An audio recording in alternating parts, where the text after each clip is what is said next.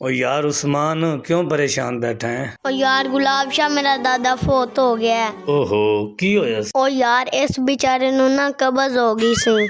ओहो ते फिर की होना, साह निकल गया बेचारे दा, बाहर हाल ने नहीं निकली।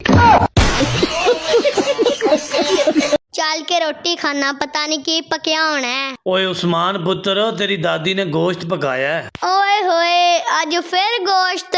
ओए गोश्त खाया करो, चंगा हुंदा है, इंदे विच फुलाद हुंदा है। ओए खुदा दा ना जे हुण ते गोश्त दी जान छड़ दियो कि ओदो छोड़ोगे जदों सानू बवासीर होगी।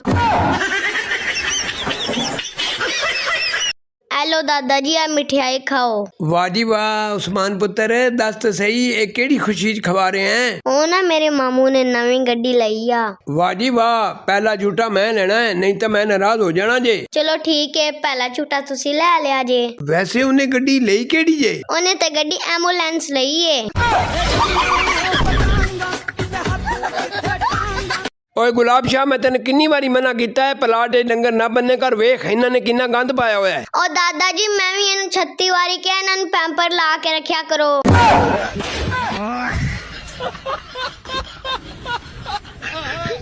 ओ दादाजी इन्नी देर तक खामोश होके बैठे हो, की सोच रहे हो? उस्मान पुत्र मैं सोच रहा मैं ब्याह ना कर लवां, लेकिन मैं परेशान इस गल तू मैं ब्याह कुआरी नाल करा या बेवा नाल। दादाजी तुसी ना इदां करो, तुसी कुआरी नाल ही ब्याह कर लो। ओ यार कुआरी नाल ही क्यों करा?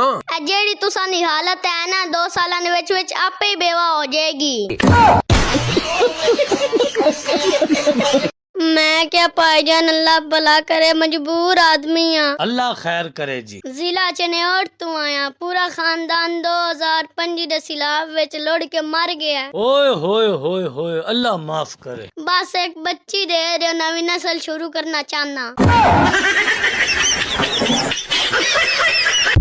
दादाजी ते बापू जी तुसी दोने मेरी कान खोल के गल सुन लो। आज तो बाद तुसी मेरे नाल वादा करो, आपा तीनों यार हैं, आपा तीनों इकट्ठे जीवांगे तो तुसी दोवें मरोगे। ते जनाब और क्यों नहीं मरनगे? ते मैं थोड़ा दफन नहीं करना। ओ यार उस्मान पुत्र, मैं सोच रहा तेरे प्यो नाल गल करके तेरा ब्याह ना करा दियां। ब्याह तो बाद तू अपनी अम्मी नाल रहसे या जनानी नाल? ओए दादाजी अम्मी नाल ही रहसा ना। शाबा पुत्र शाबा, मैनू तेरे ते यही उम्मीद सी। ओ नहीं हो यार दादा, तू मेरी गल नहीं समझा, अपने बच्चियां दी अम्मी नाल।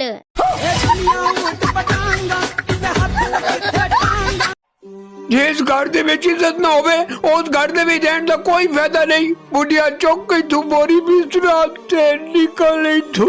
मैं क्या दादाजी किथे चले हो? ओने तो जा रहे पुत्र, मैं मुड़ के मैं कदी नहीं आवांगा। तेरी मां मेरे कोल रोज रोज काम करांदी है। ओ दादाजी हुन किथे जाओगे तुसी? मेरा की है, मैं तो किधरे भी रह पावांगा। ओ दादाजी एक बारी इधर आओ, गल सुनो मेरी। दस उस्मान पुत्र की गल है? चलो जांदी जांदी वार ना दाने भी चक्की ते सुट्टी जाया जे।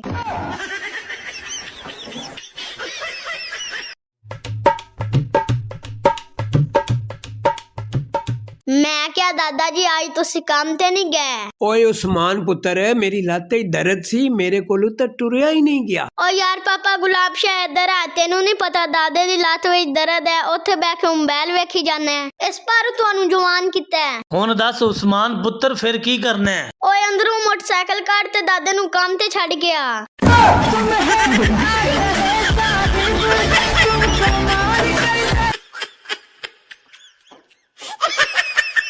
पापा गुलाब शाह क्यों परेशान बैठे? ओए उस्मान यार तेनू पता तो हैगा, 4 दिन हो गए तेरी अम्मा पेके गई है, हुण उस तो बगैर दिल नहीं लगना। दिल तो लगदा है, बहरहाल जितनी देर तू असदी लत्ता ना दबावे तेनू आराम नहीं लगदा।